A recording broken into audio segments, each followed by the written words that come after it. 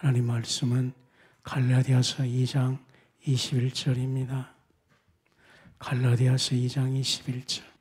내가 하나님의 은혜를 패하지 아니하노니 만일 의롭게 되는 것이 율법으로 말미암으면 그리스도께서 헛되이 죽으셨느니라. 아멘. 구원은 하나님의 선대하심으로 일어난 사건입니다. 이런 제목으로 말씀을 전하고자 합니다. 주님의 영광의 기도를 많이 하십시오. 주님의 이름에 높인 기도를 많이 하십시오. 주님의 영광에 기도할 때에 우리는 회복되어지고 변화됩니다. 시편 다윗의 기도는 주님의 영광을 구하는 기도였습니다. 주님의 영광의 기도를 구하자 자기 안에 용서의 마음이 생기기 시작을 했습니다.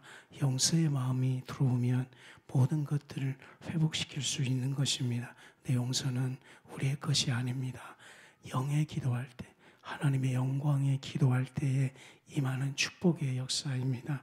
용서는 정말 수준 높은 겁니다. 용서가 그렇게 쉬운 것이 아닙니다. 그런데 내 영혼이 하나님의 영광을 구하는 기도를 하면, 주님의 이름에 찬미 기도를 드리면 주님이 우리에게 용서를 역사합니다. 성령의 기도가 뭔지 아십니까? 하나님의 영광을 기하는 기도인 것입니다. 사람들은 성령의 기도를 몰라서 방언이요 이런지 알았는데 그렇지 않아요. 성령의 기도는 하나님의 영광을 위해서 기도하는 것입니다. 그러므로 막 성령님 얘기 안 해도 자기 자신이 하나님께 영광 구합니다. 주님의 이름을 높여드립니다. 이것만 하고 있어도 전혀 성령을 구하지 않아도 성령님이 역사합니다. 근데 성령님을 구하고 있는데 하나님의 영광을 구하지 아니하고 다른 기도를 하게 되면 성령님이 역사하지 않습니다. 막 성령님 이런다고 성령이 오는 것은 절대로 아닙니다. 성령은 최고의 하나님의 영광을 구하는 자에게 임재하셔서 그 하나님의 영광이 무엇임을 가르쳐 주는 것입니다. 우리는 구원이라는 것을 알았는데 우리가 구원을 조금 더 이렇게 깊이 살펴봐야 되는데, 혹시 여러분들은 구원 그러면 죄사함 이렇게 배우셨죠? 저도 지금까지 구원하면 죄사함이었습니다. 그리고 제가 중학교 때 갔을 때도 처음 메시지가 예수의 피로 죄사함 받으세요 이거였고, 그 당시 모든 부흥회 또는 교회 집회 90%가 구원은 죄사함이다 이랬습니다. 맞는 말입니다. 구원은 죄사함 맞습니다. 그런데 문제는 구원이 죄사함이 전부는 아니었다는 걸 몰랐던 거예요. 그러다 보니까 구원파가 생긴 이유도 죄사함, 그 구원이 하나로만 알기 때문에 그래요. 구원은요, 죄사함을 포함됐습니다. 당연히 구원은 죄사함 있습니다. 그런데 구원은 말입니다. 구원은 하나님의 사랑 이야기라는 걸 몰랐어요. 우리는 너무나 구원을 내 중심으로만 해서 맞아요. 지금 병든 자에게는 뭐가 필요해요? 치유가 필요해요. 물에 빠진 자는 건져내 준 것이 맞아요. 돈 없을 때 돈 주는 것이 지금 당장 필요해요. 그래 맞아. 죄인은 당장 지금 죄사함이 필요한 건 사실이에요. 그러나 치유받고 난 다음에 그 사람이 어떻게 해요? 사람답게 살아가는 것이 또 중요한 건데 사람답게 사는 것을 잊어버리고 있었다는 거예요. 구원은 당연히 죄 용서부터 시작되지만 구원의 더 큰 역사는 하나님의 사랑의 이야기라는 걸 잊어버리고 말았던 거예요. 그러다 보니까 교회 안에서 신학자들이 끊임없이 구원이 행함이냐 아니냐 이 논쟁에 빠진 것은 죄사함 하나로만 취급했기 때문에 생기는 문제라고 생각을 했습니다. 어느 날 깊이 성경을 연구하다가 신학자의 책을 보다가 2000년의 구원의 역사를 보면서 정말 하나님께 깊이 들어간 사람들이 외치는 메시지가 구원은 하나님의 사랑 이야기고 구원은 하나님의 은혜 이야기고 구원은 값없이 주시는 하나님 자신이라는 걸 알게 되었습니다. 그러므로 내가 하나님으로부터 죄 용서받고 내 자신이 하나님의 사랑 안에 흠뻑 빠졌을 때 우리는 구원을 온전히 누리게 되는 것입니다. 또 하나는 구원은 끝과 시작 하나됨, 이걸 알아야 됩니다. 구원은 예수님의 사랑으로 끝났습니다. 뭐가? 과거 죄가 끝났다는 거죠. 충족되었다는 거죠. 이거 하나로만 아는 것이 좀 그래요. 여러분과 제가 십자가로서 끝났습니다. 그런데 구원은 또 다른 시작이라는 것을 몰랐습니다. 뭐가 시작되느냐? 나로 하나님의 말씀이 내 안에서 시작된다는 걸 몰랐습니다. 그래서 요한은 구원을 어떻게 이야기하냐면 요한복음 1장 태초에 말씀이 계시니라.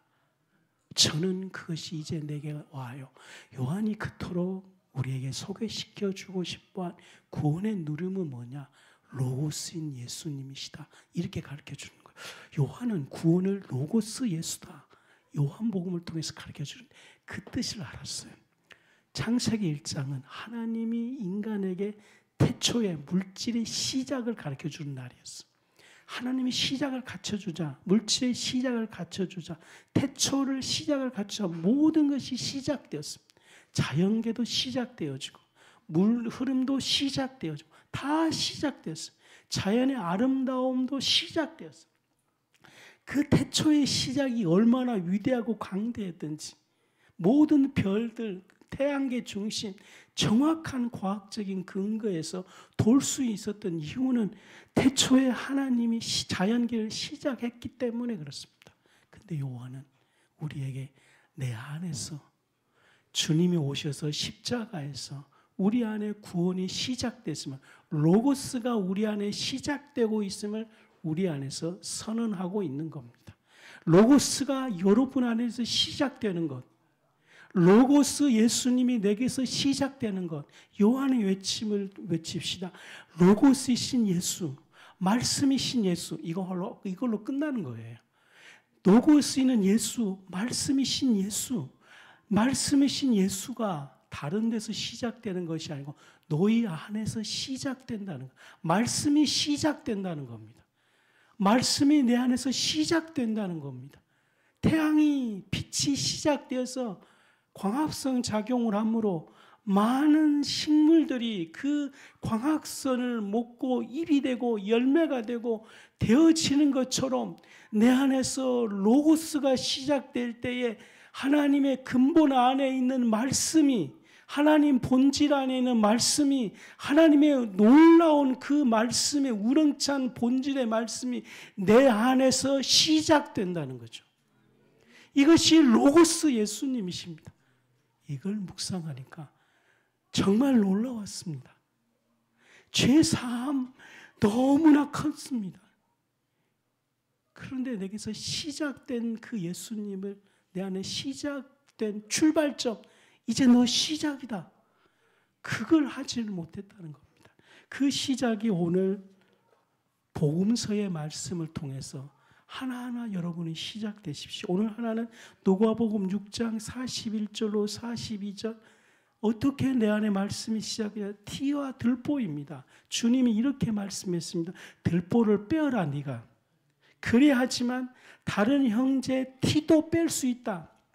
이것이 말씀의 시작이에요. 우리는 형제, 자녀, 사랑한 자들이거든요. 목사님, 또 교인 다 형제들이에요. 근데 단점이 있어요.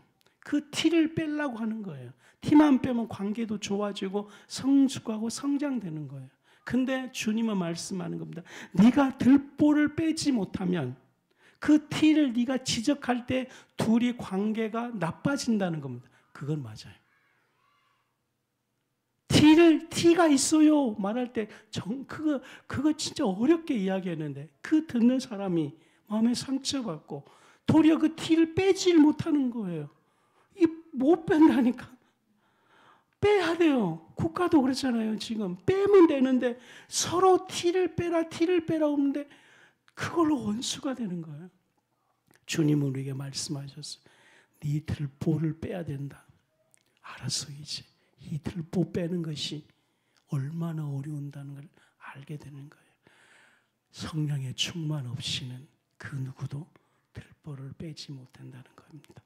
복음의 시작은 내가 예수님 앞에 그분을 섬기고 그분을 찬양함으로 내 들보가 빼지기 시작한다는 겁니다.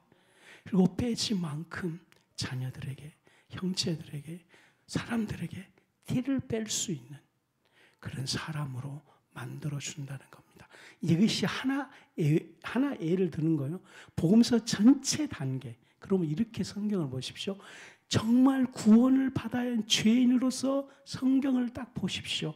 그러면 죄사함 예수님을 만나게 될 겁니다. 또 시작 이 관점으로 성경을 쭉 보시면 내가 어떻게 내 안에서 복음이 시작되는지 한 장 한 장 거기서 그대로 믿음으로 받으십시오. 그게 구원을 누리는 거예요. 선영희 집사님 구원을 누리십시오. 우리가 제4함밖에 몰랐다니까요. 그거. 복음이 내 안에서 시작되기 위해서 한 장 한 장. 그래서 보십시오. 애통하는 자는 복이 있나니. 이것이 구원의 각도로 보면은 그러면 행함을 해야 되나? 애통함이 있어야지 구원받느냐. 이렇게 해석하니까 해석이 안 되는 거예요. 전부 다. 이것이 복음의 시작으로 딱 하면 이미 나는 죄사함 끝났는데 애통, 내 안에서 애통이 없기 때문에 주님이 애통을 우리에게 가져온 거예요. 그러므로 내 안에서 애통이 시작되도록 나는 육이기 때문에 애통할 수 없기 때문에 주님 내 안에서 애통이 시작되도록 나는 오늘 예수님을 경외합니다. 나는 오늘 예수님과 하나 됩니다.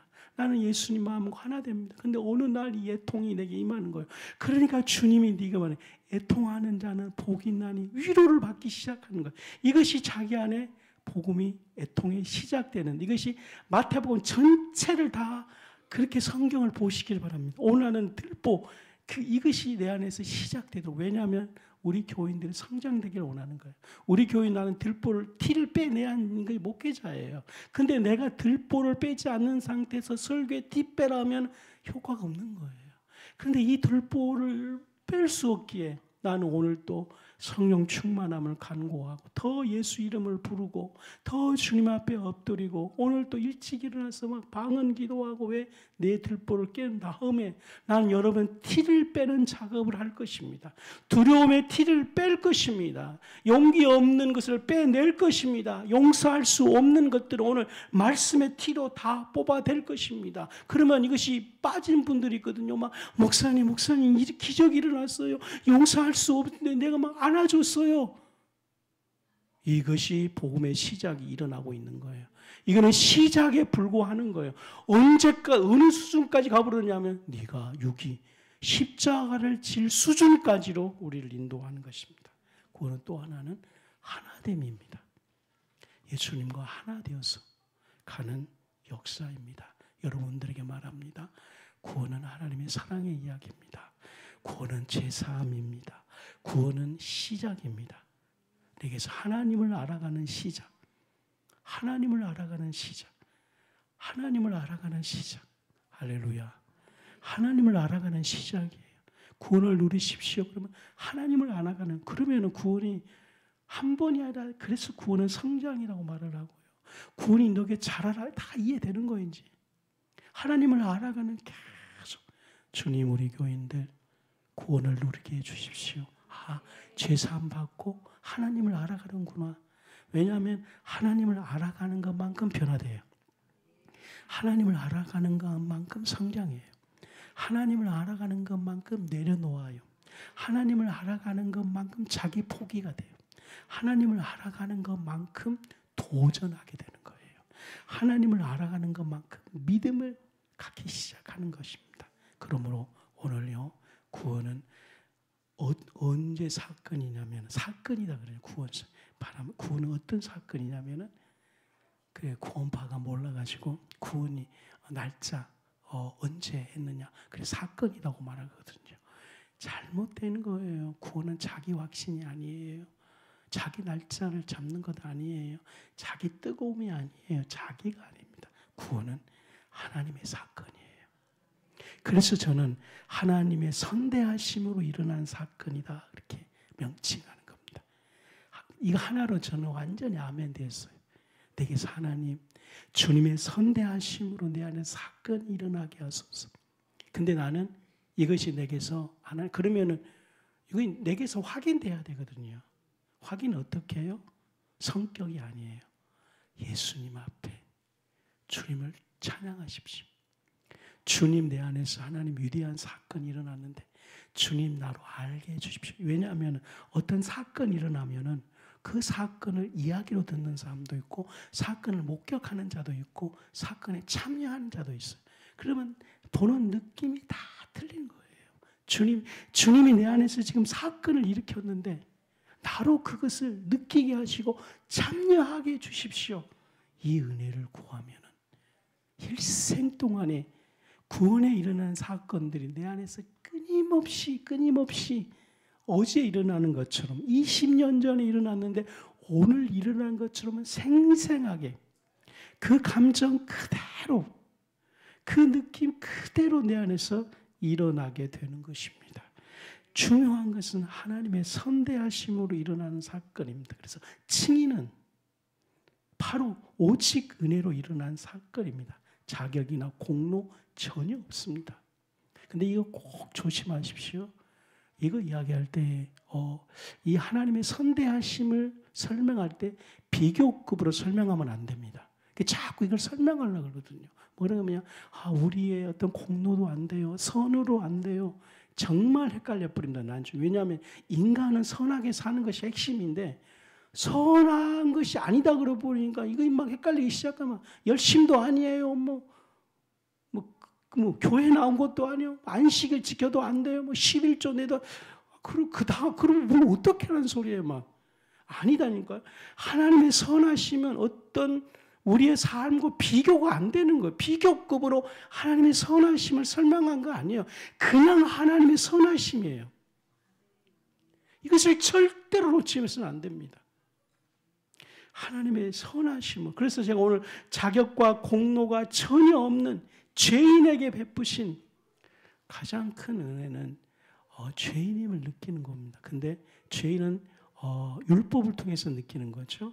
우리 삶 속에 느끼는 거죠. 근데 오늘 예수님이 오셔서 성령을 통해 느낀 죄인을 깨달은 거예요. 그러니까 일생 동안에 우리는요, 성령을 통하여 자신이 죄인이 된 것만큼 하나님의 선대하심이 자기에서 맛보기 시작하는 거예요. 그러니까 뭘 잘못했기 때문에 죄인이다? 이건 아니에요. 신앙생활에 왜 하나님께 더 들어간지 아십니까? 내가 뭘 잘못했기 때문에 그게 아니고 본질상 죄인이라는 것을 성령을 통해 온 것이 느껴져야 돼. 이거 오면 거의 끝입니다. 이것이 와야지만 죄인을 용서하는 하나님의 사랑을 붙잡습니다. 이것이 강하게 와야 돼. 얼마나 강하게 와야 되는지. 이거 너무나 강하게 와야 돼. 이 강하게 오도록 더 기도하고 더 하나님께 더 매달려야 됩니다. 이것이 막 강해져야 돼.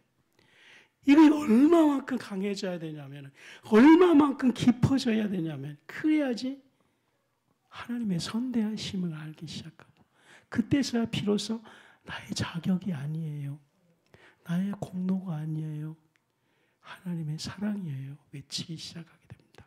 그래서 저는 이걸 단어를 하나님을 과분하고 파격적인 호의, 선대하심으로 일어난 사건이다.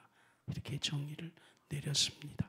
과거에서도 현재, 미래 지속되게 될 줄 믿습니다. 두 번째로는 이 구원의 역사는 믿음 때문입니다. 그래서 이 믿음이 뭐냐면 앞에가 중요해요. 예수 그리스도에 대한 믿음입니다. 우리 교회에서 너무나 늘 가르치는 것이 뭐냐면 믿음이 뭐냐? 예수 그리스도에 대한 믿음을 통해서 통합니다. 이 통하다 이것은 바울 신앙에서 매우 중요하거든요. 뭘 통해서? 믿음을 통해서. 근데 그 믿음이 뭐냐면 예수님에 대한 믿음을 통해서 이겁니다. 만약에 예수님이 이 땅에 오시지 않았다면 우리 안에서 믿음이 발생되지 않습니다. 대상이 있어야 돼요. 믿음은 반드시 대상이 있어야 됩니다. 예수님이 계셔야지만 우리 안에서 믿음이 발생되기 시작하게 됩니다. 그래서요, 여러분들 믿음 이것이요, 내가 예수님을 묵상할 때 믿음 말하지 않아도 믿음은 내 안에서 발생되기 시작하는 겁니다. 사람들은 자꾸 믿음을 몰라가지고 믿음이 어떻게 발생된지를 몰라요. 그렇기 때문에 신약 성경에 나와 있는 주님은 예수 그리스도는 빛이시다, 이걸 묵상하십시오. 예수님은 빛이십니다. 예수님은 빛이십니다. 이걸 묵상하고 이걸 고백하십시오. 그러면 믿음 말 안 해도 믿음이 그 안에서 생기기 시작하는 거예요. 그래서 우리는 구주다 이렇게 말하지 않습니까? 예수님은 나를 위해 십자가에 지셨습니다. 이것만 묵상해도 그 안에서 믿음이 생기기 시작하게 됩니다. 이 믿음을 통해서 칭의가 생기기 시작하고 구원 시작과 끝 하나 되기 시작합니다. 그래서 빌립보서 3장 9절에 바울의 신앙이 뭐냐면 예수님 안에서 발견, 이걸 꼭 명심하십시오. 예수님 안에서 발견입니다. 바울은요, 구원을 어떻게 누린지 아십니까? 모든 사건을 예수님 안에서 발견입니다. 모든 사건을 가만히 놔두면 자기 시각으로 정리를 내려버립니다. 고통이 오면 자기 시각으로 결론 내리면 인간은 그냥 무조건 탓이야. 너 때문이야. 뭐. 다 탓이야. 탓. 이거는 그냥 탓이야. 탓. 그리고 이 탓을 어떻게 하는지 누리기 위해서 뭐 돈을 벌든지 악으로 깡으로 살아가는 거죠. 탓이야. 모든 인간은 그냥 회복이 안 되는 거죠. 근데 이거를 이기는 것이 구원을 누리는 거예요. 그러면 어떻게 내 안에서 이루어지냐면 그 안에서 발견입니다. 그 안에서 발견이 뭐냐면 모든 사건을 주님의 시각으로 달라고 하는 새로운 발견을 내 안에 달려고 주님에게 구하는 거예요. 그러니까 어려운 일이 다가와도 주님의 시각으로 주십시오. 이렇게 그리스도에게 외치기 시작하게 되면 주님의 시각이 그에게 오는 거예요. 그러면 뭡니까? 주님의 시각으로 온다. 이것을 우리 안에는 믿음으로 왔다. 이렇게 말을 하는 거예요. 이거는 일생 동안에 꼭 응답받기 바랍니다. 모든 사건을 우리는 그냥이 없습니다. 모든 사건은 우리는 우연이 없습니다. 모든 사건은 주님 안에서 발견, 주님의 시각으로 내게 믿음이 오게 해주십시오. 이걸 바울이 구원을 누리는 거예요. 우리가 감옥에 갇혀도 그 당시에 로마 때문에, 좌파 때문에 아니에요. 여기 벗어나지 못하면 하나님의 선대하심을 경험 못해요. 하나님의 선대하심을 경험 못하면 죄사함 천국 가겠죠. 복음의 시작이 안 되는 거예요, 여러분들.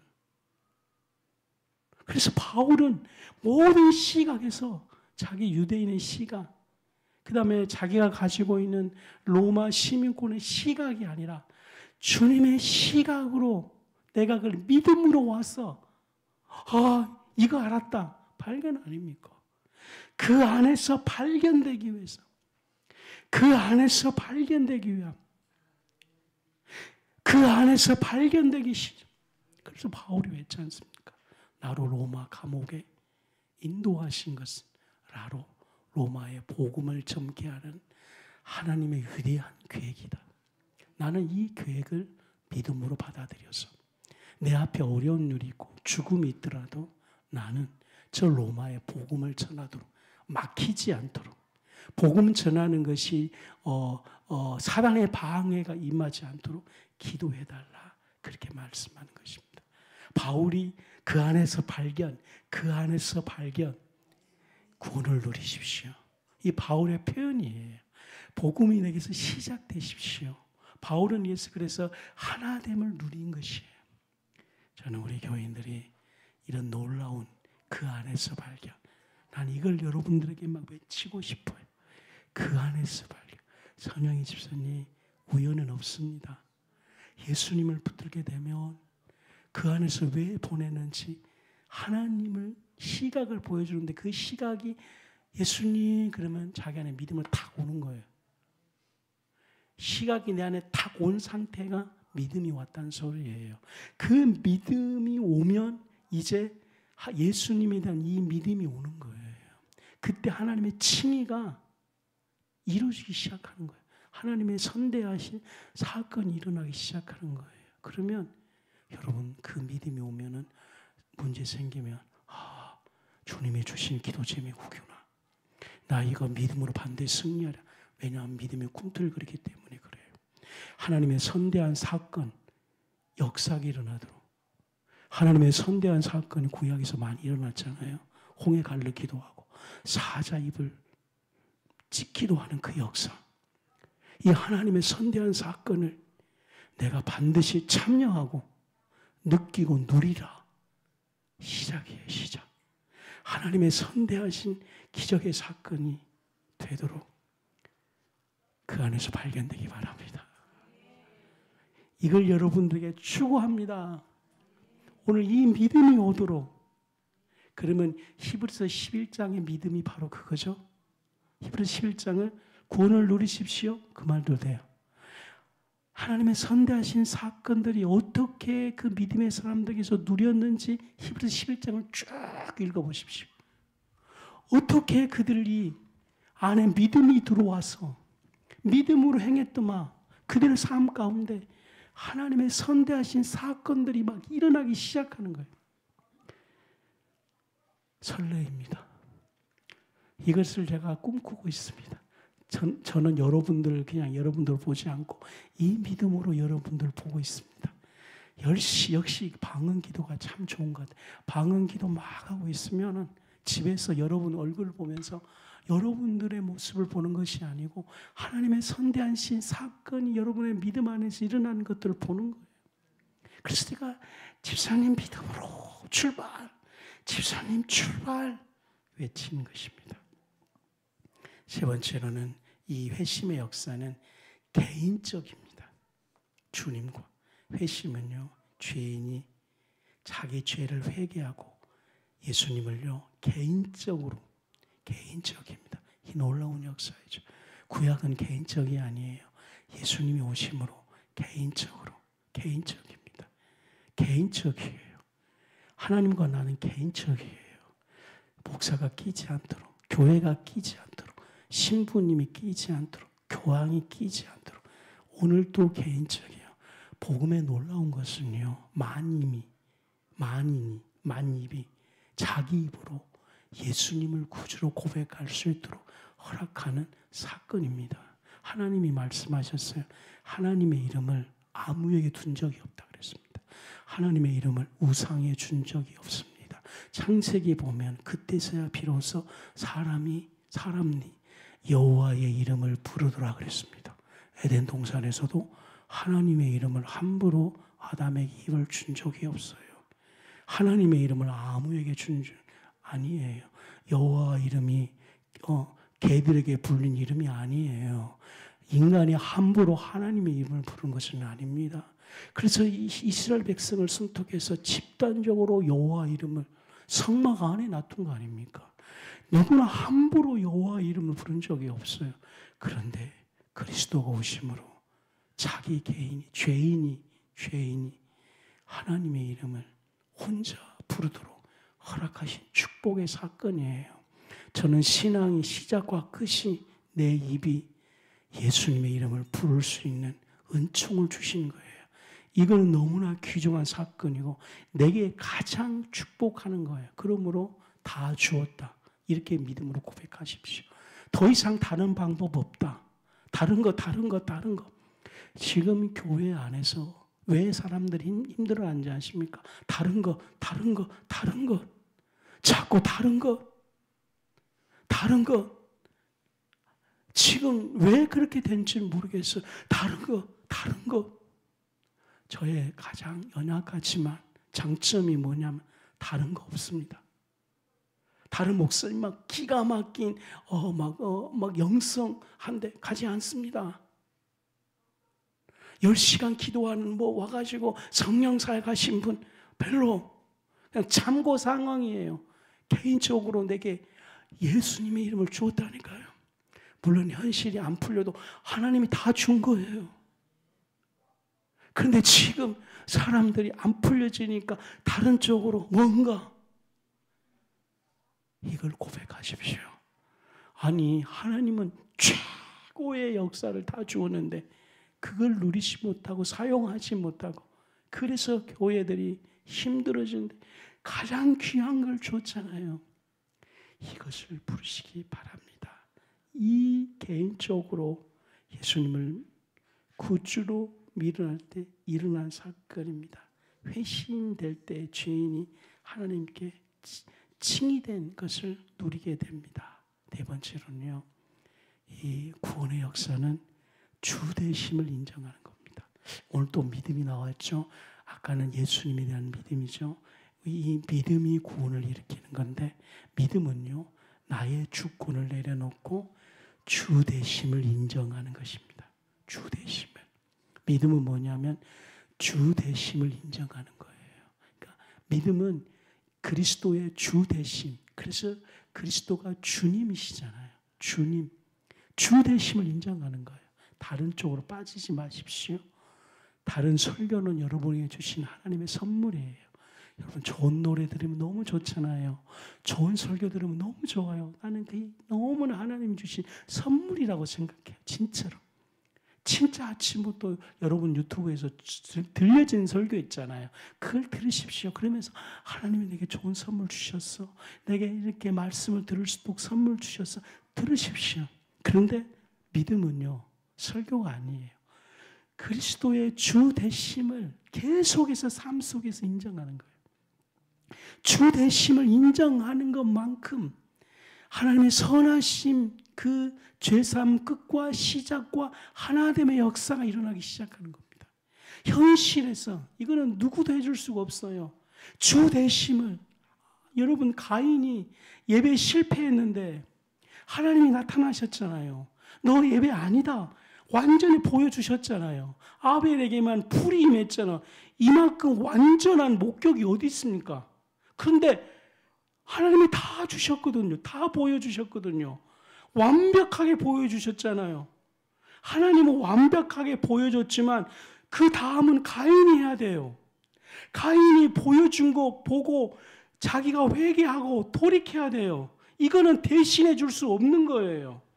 가인은 여기서 주 되심을 인정하지 않자 예배의 실패로 말미암아 살인자로 돼버리는 거예요. 이거 정신 차려서 드려야 됩니다. 가인 지가 정신 차려서 지 마음 돌이키고 예배에 상담하지 못하는 것을 회개하고 정신 바짝 차려야 됩니다. 그냥 두루뭉실 하나님 하십시오. 다 해주셨다니까요. 핑계 댈 수 없습니다. 핑계 안 됩니다, 여러분. 이거 정신 차려야 됩니다. 이거 무서운 말씀이에요. 하나님이 다 보여줘도 가인은 살인자가 되어버렸습니다. 아니 불이 임하는 걸 생각해봐요. 정신 차려서 불이 임했을 때에 회개가 돼야 되지 도리어 살인자가 되지 않도록 정신 차려야 됩니다. 뭐냐면 믿음은요, 이렇게 자기의 주권을 내려놓고 주 되심을 인정하는 것입니다. 우리 안에 육신이 왔을 때요, 정신 차려야 됩니다. 정신 차려야 됩니다. 제가 요 앞주에도 말했잖아요. 제가 존경하는 지금까지 많은 목사님들의 그 이야기들이 방송을 통해서 부정적인 이야기 많이 들었잖아요. 제가 초기에 전도사 시절 그 교회 10,000명이에요. 그 목사님은 젊은 시절에 담임 목사로 왔었어요. 40몇 살 때에. 40몇 살 때 10,000명 담임 목사했다니까요. 그러면요, 30년 동안 본인이 하고 싶은 거 마음껏 했잖아요. 이제 은퇴할 시점에 자기 아들 세우려고 하는 거예요. 제가 부목사한테 전화 온 거예요. 저는 그랬어요. 그 목사님 너무 불쌍하다. 진짜 가슴으로. 근데 나이 70 넘었는데 15년이면 천국 가잖아요. 그것 때문에 교인이 분란되고 어린아이들이 시험 들잖아요. 성경 말했어요. 애들이 시험 들면 너는 연자맷돌 그것보다 더 왜 주권이 안 내려오는지 나는 도대체가 이해할 수가 없어요. 거기서 주님의 주되심을 인정하면 육은 세우고 싶죠. 그렇죠. 거기서 주되심을 인정해야 돼요. 거기서 자기의 고집을 꺾어야 돼요. 거기서 육신의 일을 꺾어야 돼요. 근데 그것이 난 알았어요. 그것이 진짜 어려운 일이구나. 쉬운 것이 아니구나. 내가 결론 내렸어. 그래서 주되심이 인정되도록 기도를 많이 해야 되고 끊임없이 삶 속에서 자기의 욕심을 내려놓은, 주권을 내려놓은 주대심을 인정하는 믿음 속으로 가야 됩니다. 여기에 영성 훈련하십시다. 여기에 신앙 되도록 하십시다. 주대심을 인정할 때 그게 뭐가 된다고요? 믿음이 되는 거예요. 그 믿음이 올 때에 자기 예배가 하나님께 상달 안 됐을 때에 그 믿음이 나를 회개로 인도한다는 거예요. 이해해줬죠? 주대심을 인정할 때에 그게 나한테 믿음으로 와서 내가 많이 기도했는데 하나님 응답 안 되었어. 그 하나님 응답이 안 되면 사람들이 회개해야 되지 않습니까? 회개 안 한다니까 여러분들. 내가 이렇게 기도했는데 내가 이렇게 하나님께 헌신했는데 다 그렇잖아요. 헌신했는데 자기 생활이 안 좋았을 때에 내가 잘못했구나 안 간다니까 여러분들. 왜냐? 믿음이 안 되었기 때문에. 근데 믿음이 오면 내가 이렇게 하나님께 헌신했는데 내 생활이 안 좋았을 때 믿음이 발동되어서 그 믿음이 회개로 인도한다니까. 이해하셨죠? 믿음이 회개로 인도하시면 회개가 인정이 되면 하나님의 선하신 사건이 자기 안에서 이루어지기 시작하는 거예요. 그러면 우리는 그것이 구원이 이루어지고 있다 이거죠. 죄 사함이 끝나는데 자신이 실수가 도리어 자기 안에서 복음이 시작되어서 내가 이걸 하나님께 잘못했구나 하나하나 조정하기 시작된다는 겁니다. 그때 보십시오. 이 믿음이 올 때에 예수님을 주라 시인해야 되는 거예요. 이 믿음이 올 때 이 믿음이 오도록 오늘 주님께 의탁하십시다. 이 믿음이 오면 예수님을 주운하고 그래서 이 마음에 믿으면 주 되심을 삶에서 인정할 때에 믿음이 오면 그 믿음이 너를 구원하리라 그랬습니다. 그럼 이것이 그냥 죄 사함, 죄 용서로만 끝나겠습니까? 박진영 씨는 이 죄사함 하나로만 보고 구원파는 이 죄사함 하나로만 보는 거예요.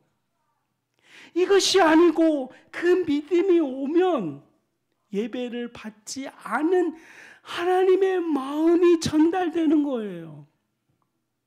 그때서야 비로소 예배에 상달되지 못한 그 마음이 전달되어서 불편한 마음이 아니고 내가 이렇게 했는데 왜요? 화난 마음이 아니고 죄를 회개되는 마음에서 구원이에요.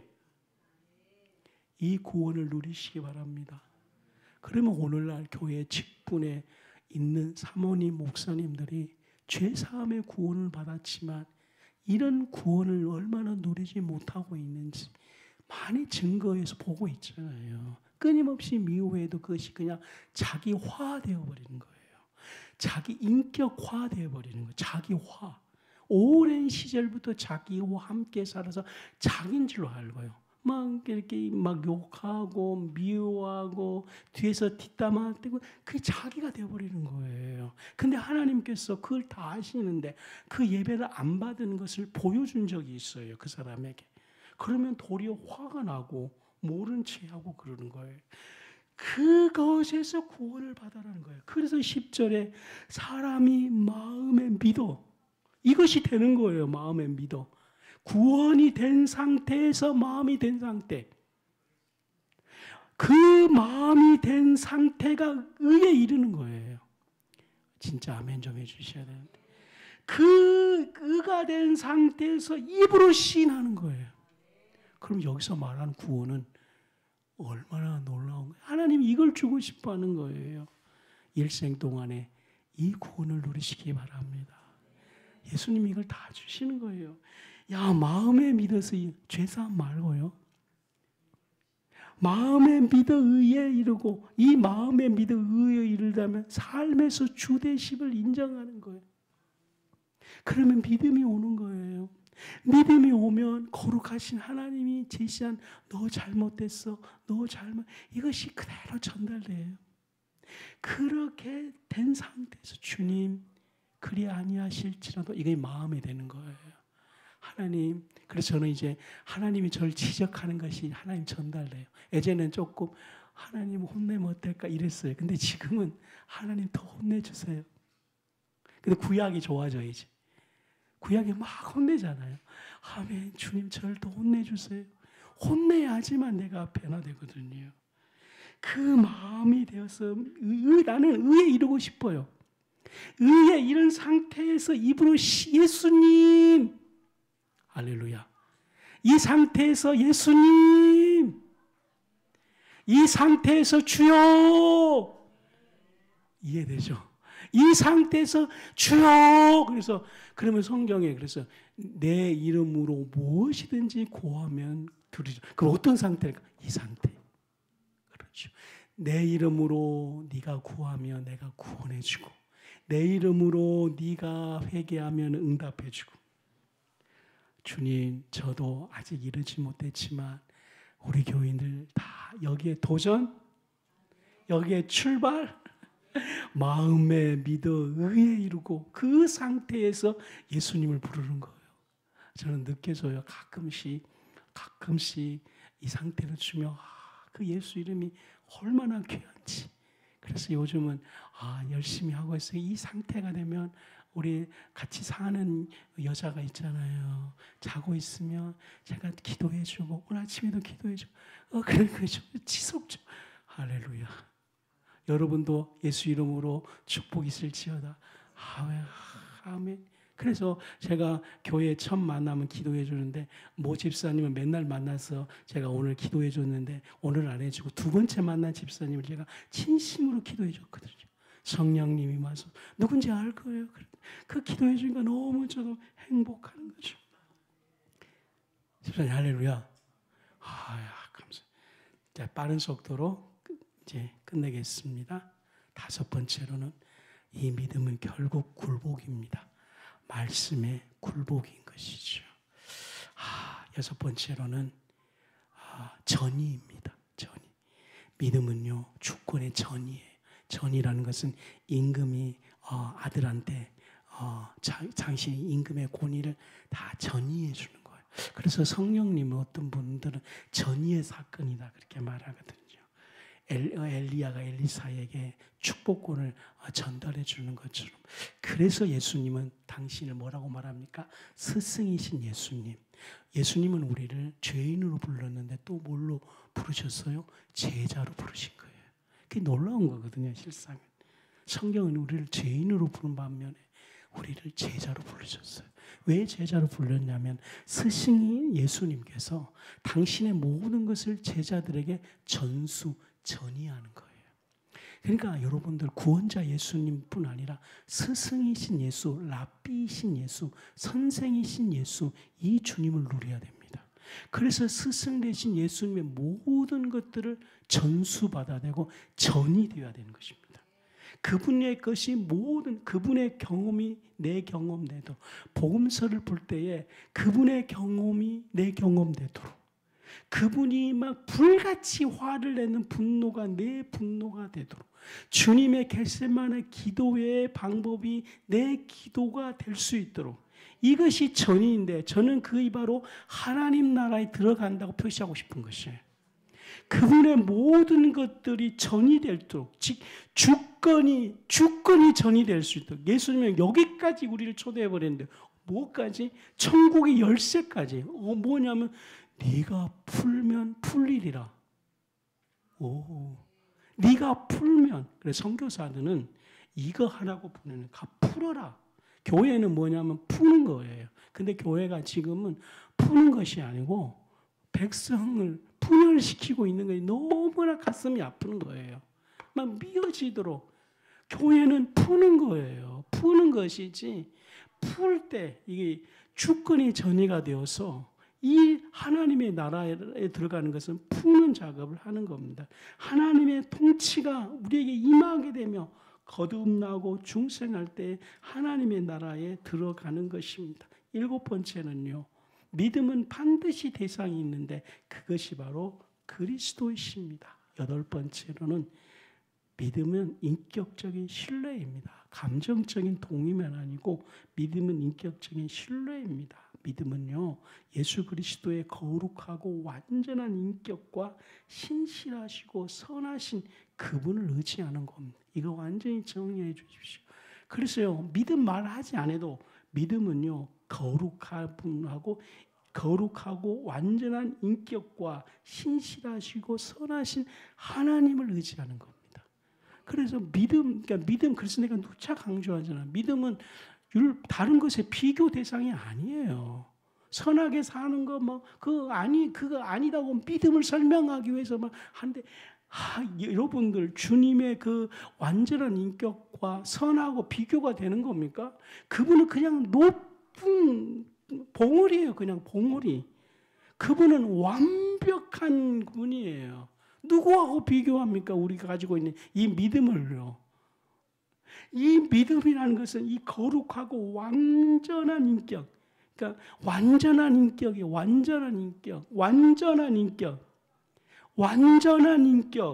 그걸 의지하는 거예요. 그러니까 믿음 말하지 않아도 완전한 인격을 의지하고 있으면은 그 사람은 믿음 안에 거한 거예요, 여러분들. 믿음을 가지려고 할 필요 없이 완전한 인격. 9번째로는요, 잉태입니다. 그러니까 행함, 미치겠어요, 여러분들. 믿음하고 행함하고 왜 싸운지 모르겠어요. 믿음을 몰라서 그래요. 여러분, 믿음은 잉태하는 거예요. 선함을 잉태하는 거예요. 아기를 베는 거예요. 그래서 저는 그리스도의 팔복의 있잖아요. 애통한 자, 그리스도의 그 우리 안에서 잉태돼야 되는 거예요. 이제 이해하셨죠? 잉태, 용서를 하는 것이 아니고 용서를 잉태하는 거예요. 그러면은 완전 이해되는 거예요. 용서하라, 이 말은 진짜 한번 우리가 미운 사람 생겨봐요. 갈 수 있는지. 못 간다니까 우리는요. 근데 하나님의 용서가 내 안에 잉태가 되는 거예요. 하나님의 거룩이 내 안에 잉태되는 거예요. 하나님의 긍휼함이 내게 잉태되는 거예요. 더 중요한 거, 하나님의 감사가 잉태되는 거예요. 이거 잉태되도록. 그래서 믿음은 이걸 잉태시키는 거예요. 오늘 잉태의 축복을 누리시길 바랍니다. 여기까지 하고 싶어요. 감사가 잉태되고요. 기도가 잉태되길 바랍니다. 제가 여러분들을 축복하고 싶어요. 기도의 축복을 받으십시오. 기도가 재밌어지기 바랍니다. 아주 기도가 시간 갖는 줄 모르고 기도하는, 이게 잉태예요, 잉태. 근데 잉태는 예수님이 직접 주시기도 하지만 세운 목자를 통해 축복을 하도록 허락하시는 거예요. 레위 자손에게 축복권을 줬잖아요. 그래서 저도 이제 기도해서 이 축복권을 여러분들에게 잉태하도록. 그래서 여러분들 소문이 내까지 들을 때, 목사님 내가 잉태되어서 이것이 내 안에 자라서 이것이 내 안에 표출되었어요. 이 놀라운 기적이. 당신이 그러면 마지막으로 하나님의 선하심의 기적을 경험하고 있군요. 그러면 당신이 구원을 누리고 있군요. 한 주간 동안에 이것이 누려지도록 저 기도하고 또 나 예수님 찬양하고 저는 열심히 예수님을 바라보고 이렇게 하겠습니다. 기도합시다.